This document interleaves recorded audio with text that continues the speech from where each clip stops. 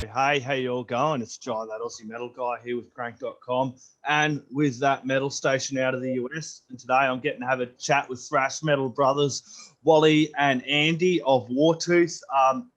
Thrash with a message, man. Cheers for joining me, guys. Oh, thanks for having us, bro. Yeah, man, it's good to be here.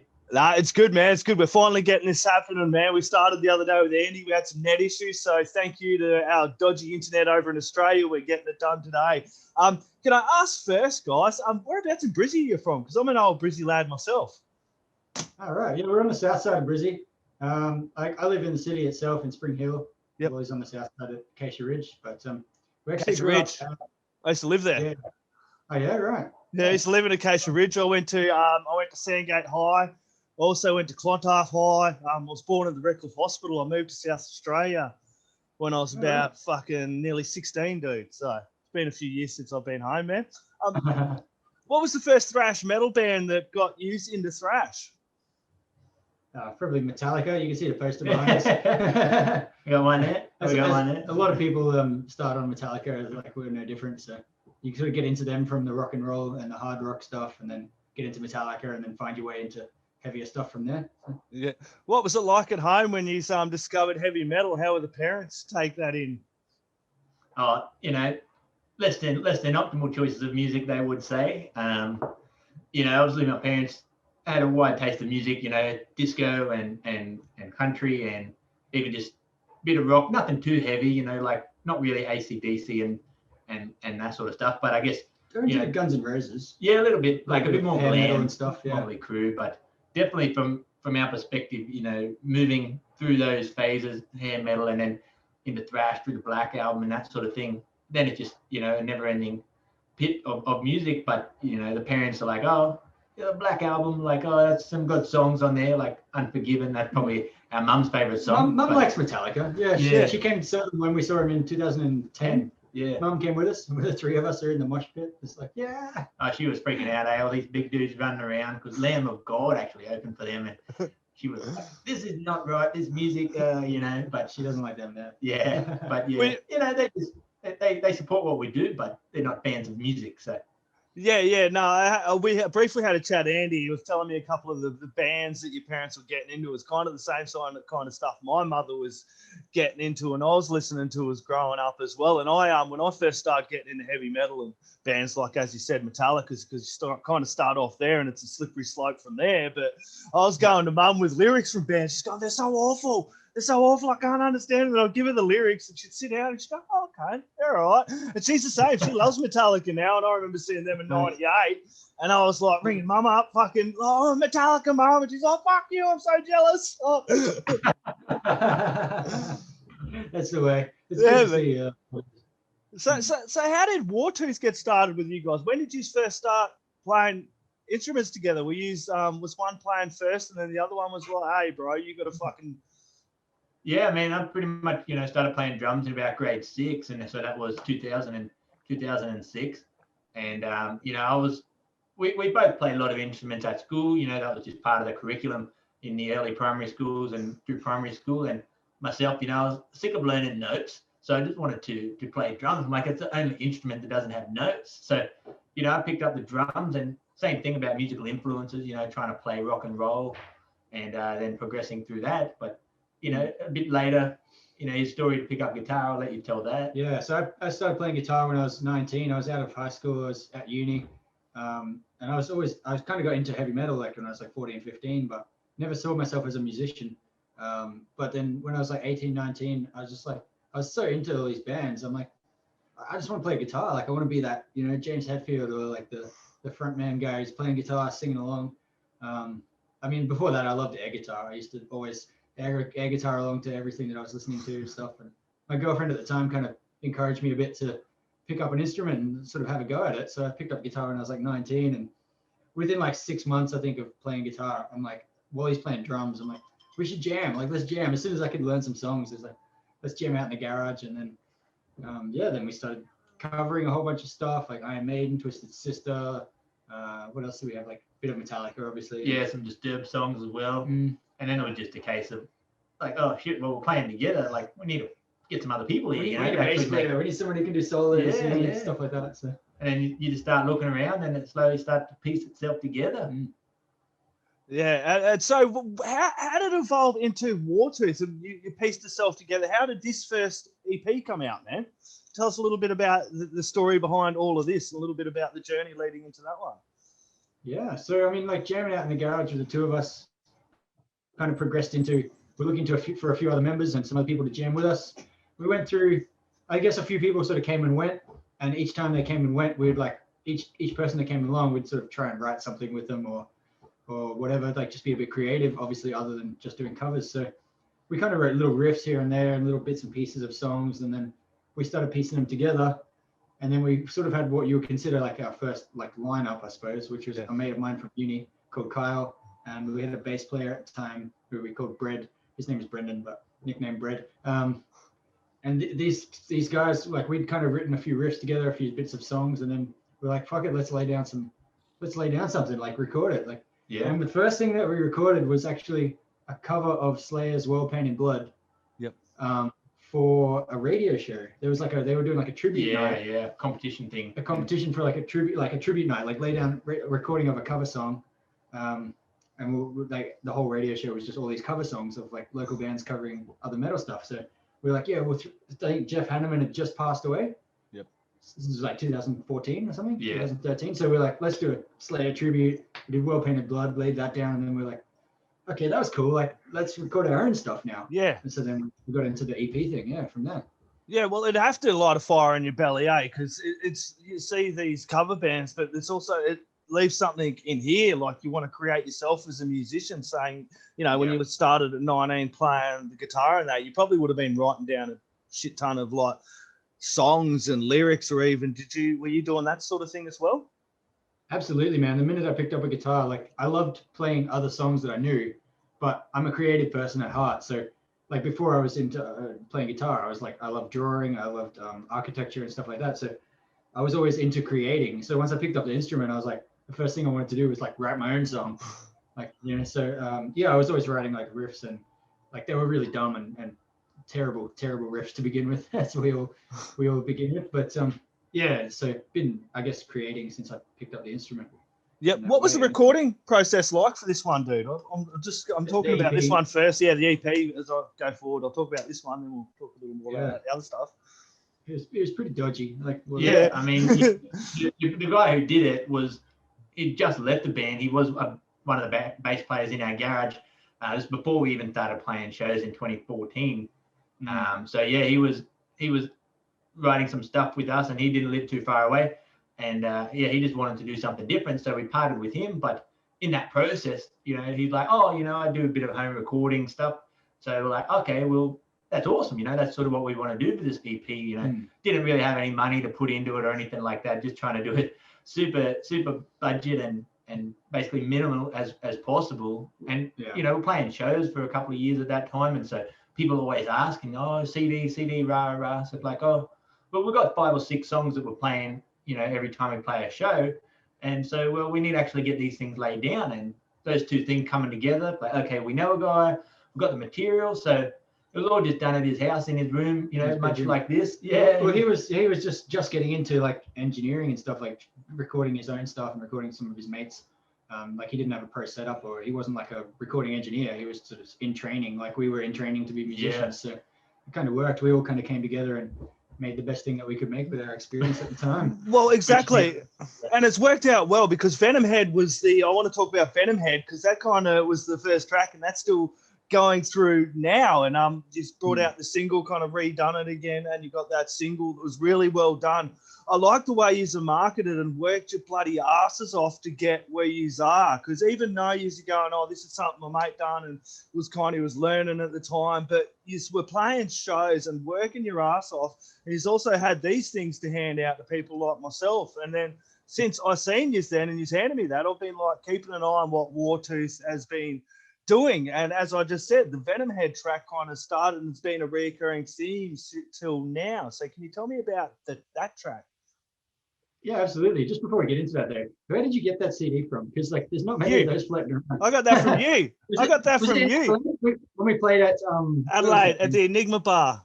Enigma, that's Yeah, right. That's yeah. right. I Yeah. come up to you. I was very, very new and fresh in the game a few years ago, and I'm like, "How you going, mate?" And then you're Yeah, like, yeah, yeah. "Yeah, it was cool." Did It you was a have really long hair at the time? Yeah, I did have long hair at that stage. I go through stages. I grow up really long, and then I just shave it. It's Yeah, okay. Yeah, fair enough. Yeah, because we've only played Adelaide the one time, so I was like, how did he get hold of an EP? Yeah, he was there, mate. Not the original. Yeah. No, excellent. I was there moshing yeah, out, man. It was cool. I think I even may have got a couple of pictures. I don't know. It was a cool show though. It was a few years ago. Is Yeah, that, it was, Does yeah. that one have a number on the back? Is that one of the numbered ones No, I don't in think one so. of the bottom corners? No, it's just got the barcode. No. Yeah, okay.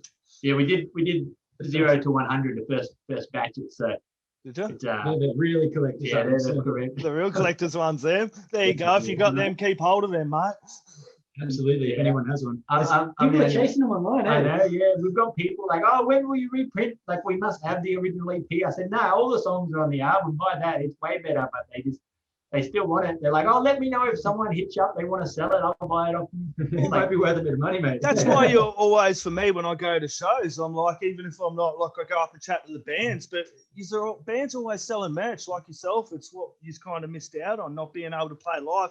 And when you released that program, Dichotomy, it was like right on fucking where everything kind of shut down. So you were all prepping up, ready to bloody go, and then it all shut down. So it kind of kills a lot of the promo for bands like yourself in the underground scene, because you play live, you go back, you sell the merch from the stand to people like myself who then go to their mates, go fucking check this out, and then and then they turn around and they're chasing it years later or whatever. So you get along and buy merch. But well, that's it. And you're repping a T-shirt from the gig that you went to and things like that, and people start getting the name out organically, like in that way, like because you're turning up to other shows wearing a shirt, and other people see it and they're like, oh, who's that band? And starts conversation and so on and so forth. Like, I guess COVID's really hit us in that way for the album release, as you say, because of the timing of it.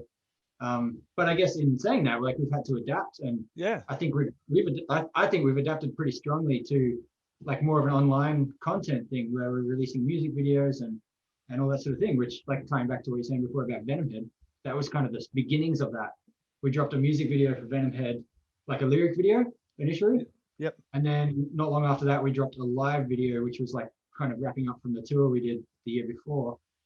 We kind of got all the footage together and made a live video of Venomhead to launch that. And that began our online journey, let's call it, of like dropping music videos for each of the songs on the album.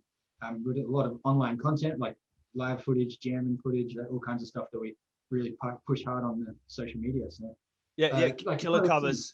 You've done it really, really well, I think. And that Venomhead single, there was a sweet shirt with it that I did buy as well. I thought it was a bit over the top if I chucked that on as well during the interview. But that was a ripping shirt, man. I like the way when you dropped it, you got all the fans as well sending pictures with your shirts and that.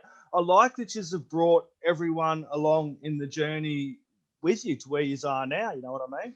It's like sitting back where you go, you watch your home team. Like, I like it when I see bands from Australia, bands that I've been following. Like, it's like rooting for your home team. It's like, man, for me, I'm not a big sports person, but metal bands like yourself, when they're doing well and you see them hitting marks and going all right, it's like, fuck yeah, they're kicking ass, and I feel good as well. You know what I mean? Part of the team, absolutely, man. And that's one thing, like you say, about bringing people along. And like, we share a lot of stuff on the socials from stuff that people send us and things, because at the end of the day, like we're the band, but we can't do this on our own. Like, if you don't have an audience, if you don't have a fan base, like, you can't really be a band, like, at least not like touring and releasing albums and things like that. Like, you can make music for yourself, obviously, but music's one of those things that brings people together. And if our music's bringing people together around what we're making and our message and things like that, like, we're not the only ones in the spotlight. All the people that are getting behind it, all the people that are supporting it, like, they're as much part of the team as we are. So that's why we try and bring people along for the ride, as you say, as much as we can. And have conversations and meanings to your music, like the latest track, Sabotage. Can you tell me a little bit about that track and the meaning behind it as well? Yeah, I mean, the whole concept of Sabotage, basically, it really summarizes up what we were trying and whole in the world and with our music and the way a lot of people are acting. All the way from politics all the way down to inside an individual. Things are very much contrasted, black and white, and there's a clear line in the middle that we're not allowed to cross. and that often causes, a lot of resentment and hate for the other side, but it doesn't actually allow us to listen and create the best solution for whether it be on a government perspective or even all the way down to ourselves, what we choose for our own life. And it's just so it's so blinded, and I guess it's unfortunate because we're limiting ourselves, like as a culture and all that sort of thing, to be able to get what is best for ourselves, because we're like, well, you're on the other team, and so it doesn't matter what you say, I have to ignore that and say that's a bad idea and my idea is better and all that sort of thing. But as we know, we can come up with great ideas and we can work with other people and create good solutions, and that can allow us to move forward and make it better and all these sort of things. But it is so, prominent in the world that, okay, we have to dislike this person and we have to, disagree with what they say, and I'm not allowed to even go on their team because otherwise my team will outcast me and all this sort of stuff. And yeah, that group identity sort of stuff that you see, like it's a sports team mentality, and like I'm into sports and it's not about sports, but like when you're talking about politics or relationships or friend circles or like social ideals, like it's not a you versus me thing. Like we can disagree on one particular thing and then agree on something else. We can disagree on something but still learn things from each other.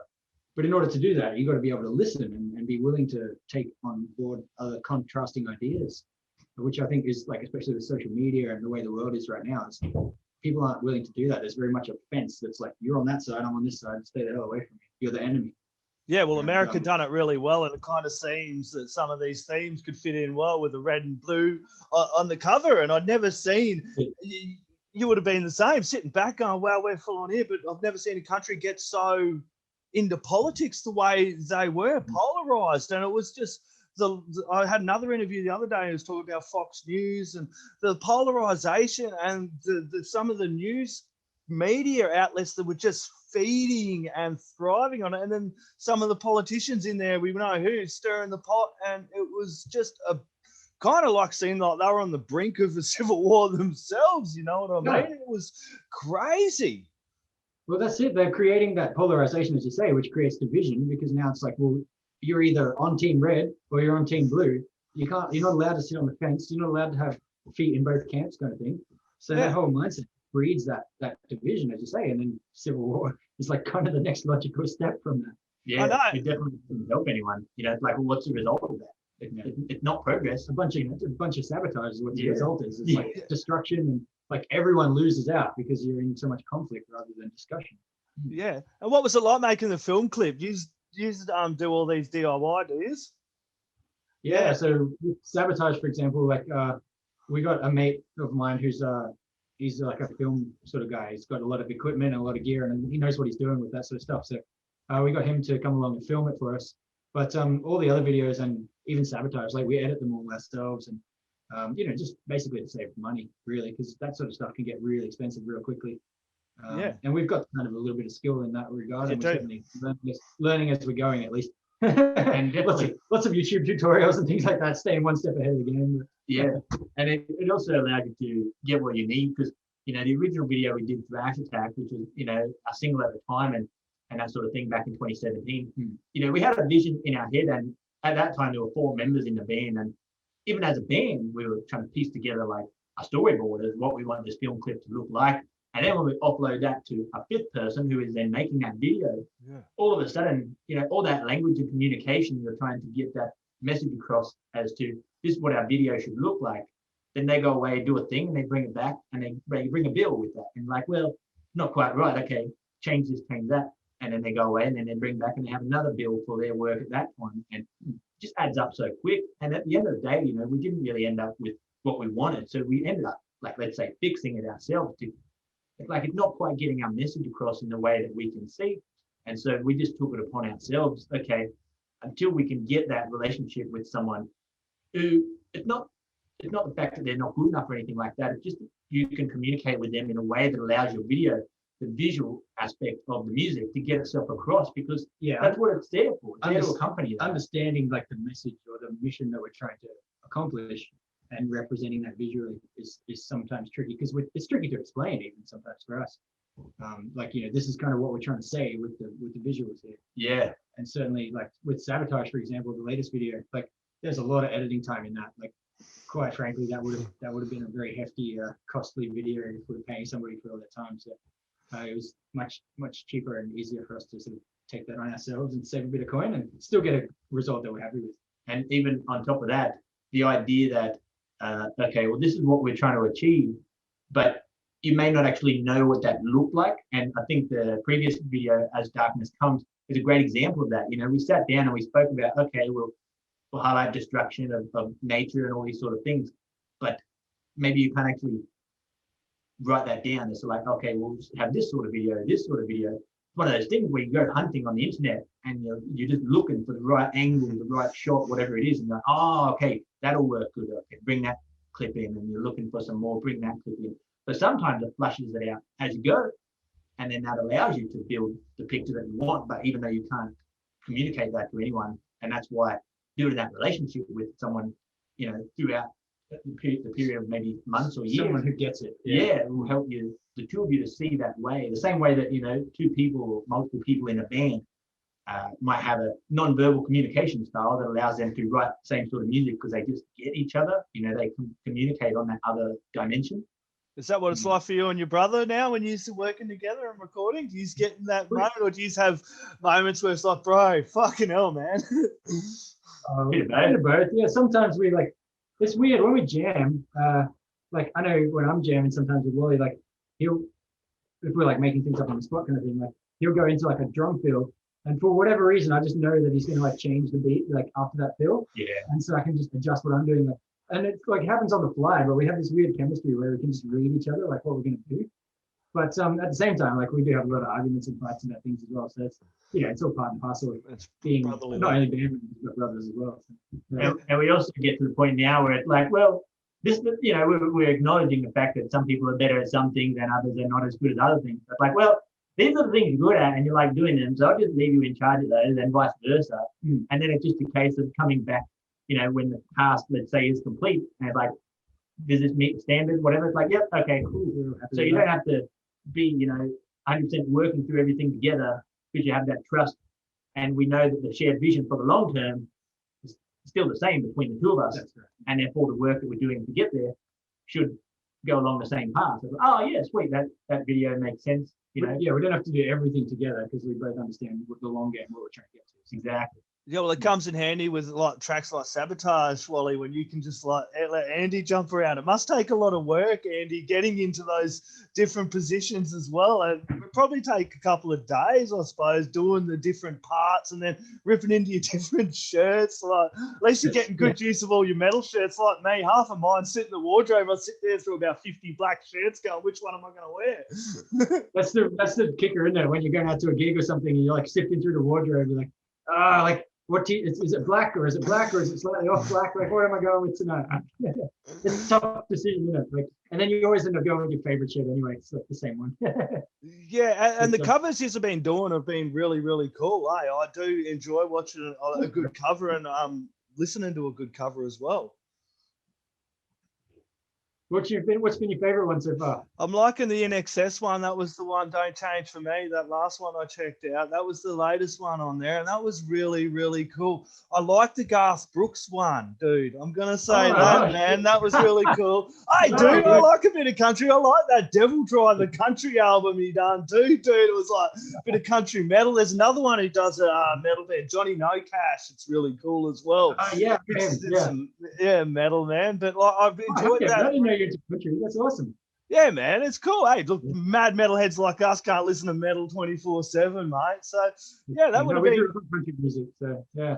Yeah, your old man I seen too, read up on the write up. He's into the country as well. Did your parents enjoy that cover as well? They're like, oh, those are some nice covers. Those are more like it.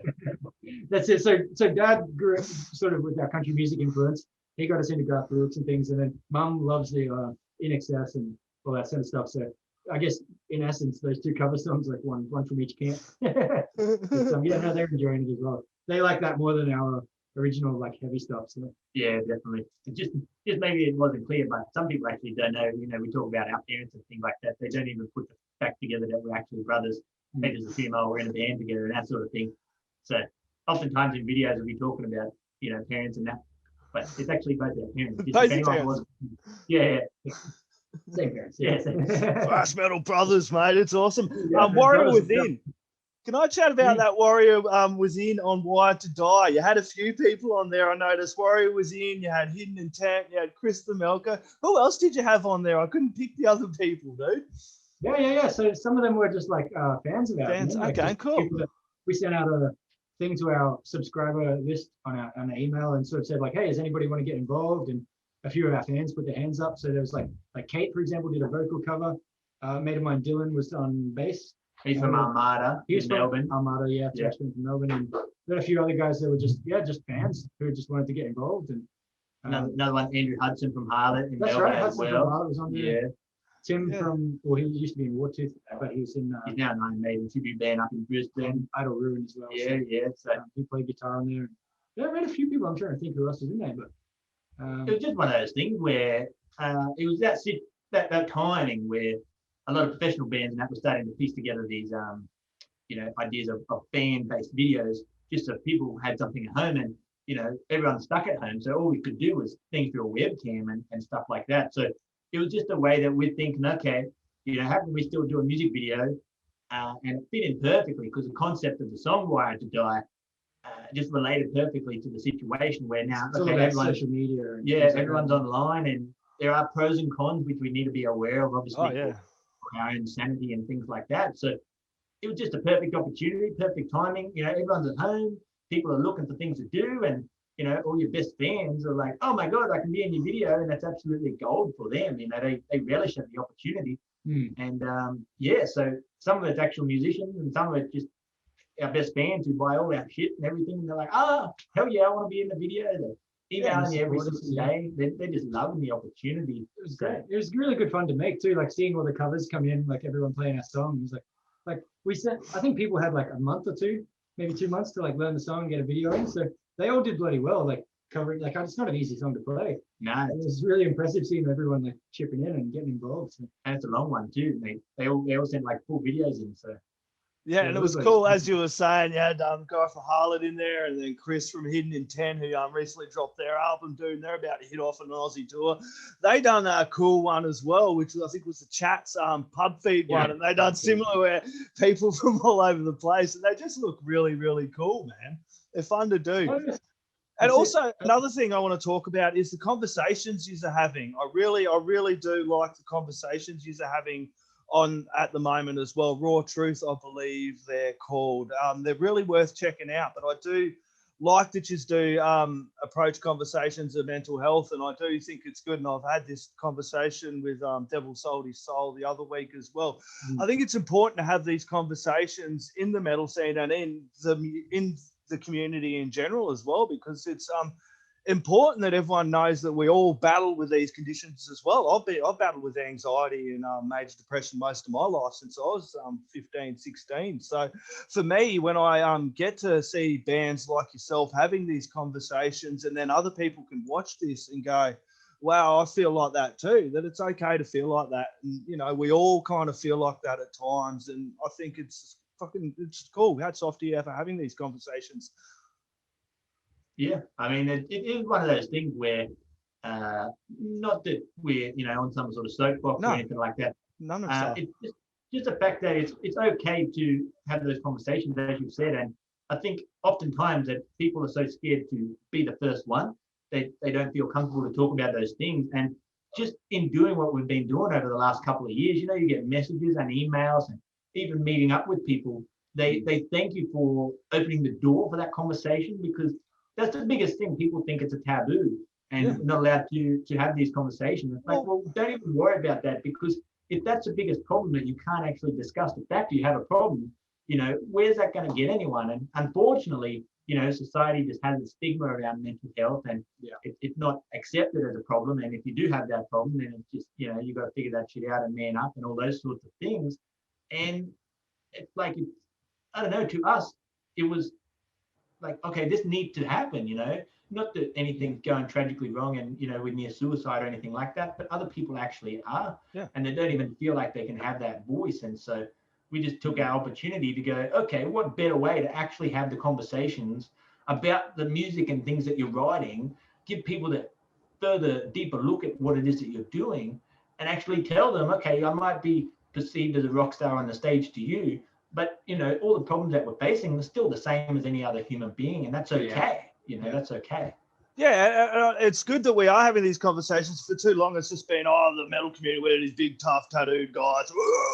You know what I mean? But we're not all like that. It's okay to have these conversations. It's okay to feel these things. You know what I mean? So kudos to you for having these conversations. If anyone's watching this, it's okay. Seek help. Fucking, I'll put in a link there for you as well. It's absolutely okay to fucking not be okay. Find a friend, crank up a good metal album, fucking crank up some Wartooth or something.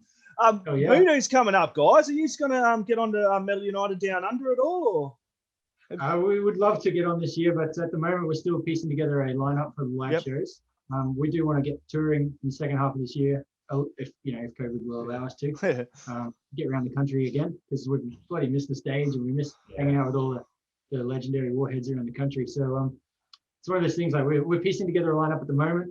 We've got a very, very strong candidate for a lead guitar. At the moment, we're just looking for a bass player to sort of complete that lineup, and then we'll be hitting the stages. But obviously, without the lineup, we don't want to book ourselves into gigs and commit to things that we're not sure we'll make yet. So. Yeah, at the end of the day, the brand and the music and the meaning and all that sort of thing, it's all well and good, but it's got to, seek to a certain standard that we're happy with as individuals. And so, the concept of playing shows with just, temporary members and things like that doesn't really sit right with us, because it's like you've got to perform to the standard, and then to continually exceed that standard. And if we're going around to push our debut album, because we haven't had that opportunity in a live setting yet, we've got to bring absolute thunder of a show, and bring the hammer down around the country. Even in the last 12 months, we've made so many new fans online and everything like that who have never seen us play. So we've got to absolutely bring it with them. So we've got to make sure it's full pedal to the metal, and we've got the best lineup we can, and really bring the thunder. Not only that, but it's also like, obviously you spoke before about like the message of the band about mental health and personal development, things like that. So, we want people in the band that are also on board with that message, not just people who want to play thrash metal. So it's been a bit tricky to find like the right people so far, but as I said, we've got one guy on lead guitar who's very much on board with what we're doing, and we're looking forward to working with him going forward. And then we're going to announce all of it, obviously, once it's more official and things like that. But well, it's good. Thrash metal's always had a message. You listen to a lot. Most thrash metal bands, there's usually a political message or something in at some point of the thrash. Truth Corroded, like Aussie band, that all their pretty lyrics, songs are basically political about some extent or another. So for me, thrash is one of those genres. Yeah, it's thrash metal, thrashy, but it also has a message as well. So bands like yourself, it's great to see holding that tradition down, man. Absolutely, man. Yeah, I mean, like, it's great to like have songs about headbanging and just enjoying metal and things like that. But at the same time, like, if you go platform like a stage, for example, when you're writing music that's connecting with people, like, speak from the heart, speak about what you care about and what's important to not only you but to the people listening.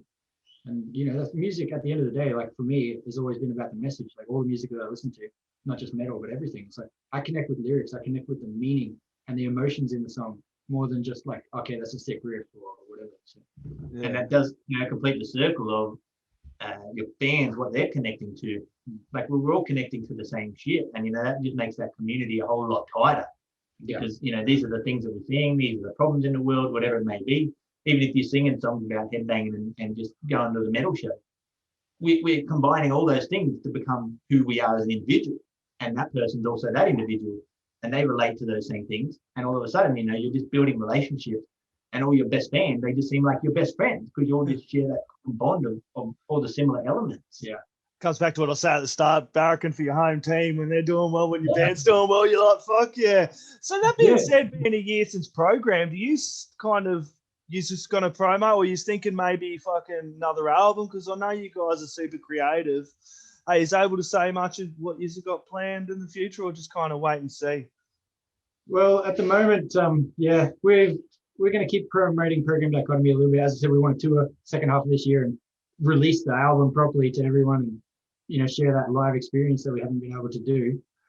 Also, in terms of like moving forward and writing new music, we really want to do that with other band members. Like we don't want to just do it with the two of us. So also part of like getting that lineup together, getting the right people together, then we can sit down and write that album together, that we're all invested in the message and we're all invested in the songs.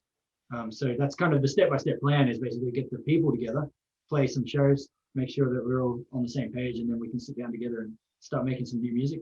Yeah, and on top of that, you know, the whole idea of, you know, building what it is that we're doing online, you know, the opportunity to document that whole process of where we are, where we have been, and even where we're moving. You know, we're doing a lot of that now, but taking that to another level again, where we can start to look at, you know, building a bigger community, you know, online membership and you know, videos and all that sort of thing, where people can actually, whether it's video calls and opportunities like that for people to actually just have conversations with you, you know, whether you're hosting more live streams and, you know, performing live, like just acoustic stuff like what he's doing, and, you know, there's ideas for everything, but really just, you know, supporting that online platform, because that can go global without even having to leave your own house. And so that's, you know, work really well alongside the whole, okay, we can tour Australia and push our debut album, but also here we go, we can continue to grow our brand around the world, you know, by bringing people in and getting them to join the Warhead Army.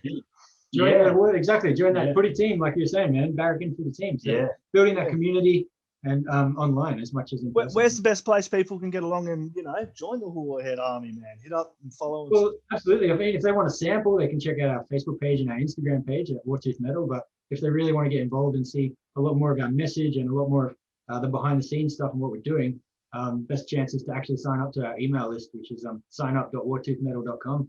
We'll probably chuck a link up in the comments or something like that. But yeah, like, you know, it's a free to join. You join that, just give us your email address and your first name, and we'll start off by sending you a couple of songs so you're familiar with the music, and then we break them down. We talk about the concepts in the songs, the message behind it, the lyrics and all that sort of stuff. And then from there, like, that's, you know, that's through the boot camp, and then you're in the army, and we're building things together from there. So yeah, team effort from there on in. That's it. Yeah, it looks so, awesome, guys. Sign up to wartooth.com. That's it, man. I'll put in the link as well. Just want to pick out a track each off program. Top track.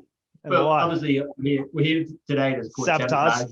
Yeah. Came out on Friday, so definitely put that one. And what do you reckon, mate? What do you choose? It's tough call. I'm gonna have to. I would say Sabotage probably, just because, you know, it's one of my like real personal songs. Yeah. So for myself, I'll choose As Darkness Comes. You know, definitely. The video for that was very powerful, and just the whole meaning of the song is really opening the eyes to a lot of people. And that song in particular, when I've been promoting that through Facebook and through the emails, a lot of people are connecting back with that one. Yeah, you know, there's so much planet destruction, and it seems to be something a lot of people really care about. So when we start talking about the home that we all live in called Earth, you know, it's the same thing. You think the big tough metal guy like just drinks beer and doesn't give a shit, but apparently a lot of them really do. You know, they care about waste and animals and habitat and all that sort of stuff. So that'll have to be my song. Oh, that's an awesome choice. And yes, us metalheads do care. I'm a big lover of the environment, animals. I've got 3 daughters. I want to leave this world a better place than I come into it, you know, and I think a lot of us really want to do that. Wartooth, this has been an absolute pleasure. Any last words, shout outs, thank yous you'd like to add in there as well, guys? Yeah, well, obviously, you know, thanks to Michael and the Black Ruse for helping us push this the single Sabotage over the last month or two. You know, he's not only done stuff in Australia, but also overseas, which has been really awesome. And, you know, obviously, like Andy said, there's been a few people involved in making that video. Obviously, everyone put in a lot of work, let's call it behind the scenes, because we're completely independent. So everyone's volunteering their time and their equipment and that sort of thing. So it really just helps us to do what we want to do. Yeah. And then all the fans who supported it, you know, pre-ordering the vinyl and sponsoring the video, things like that. It's a huge shout out to all of those, just for supporting our message and helping us go to the next step. That's it. So yeah, Dan, Luke, and Phil got behind the video clip. Big shout out to Tim and Liam and my mate James, who's helped us film it and get all that stuff together for Sabotage. And yeah, as Wally said, like all the Warheads who have been joining the team and pushing us forward. And like I said, we can't do it all ourselves. So we really, really do appreciate the community that we're building online. Yeah, and even what you're doing here, man, it really means a lot, and we appreciate, you know, taking the time out of your day to do this work and, you know, put us out to your little community, and hopefully they'll love it just as much as you do, and, you know, a whole bunch of new fans come from that. Hell yeah, thrash metal at its finest. Wartooth, thank you very much for joining me for a chat. Everyone grab program Dichotomy, put it in your stereo, turn it up really fucking loud. The neighbours are going to want to thrash out to this too. Thank you very much, guys. Cheers, Joe. Have a good one, man. See you, mate.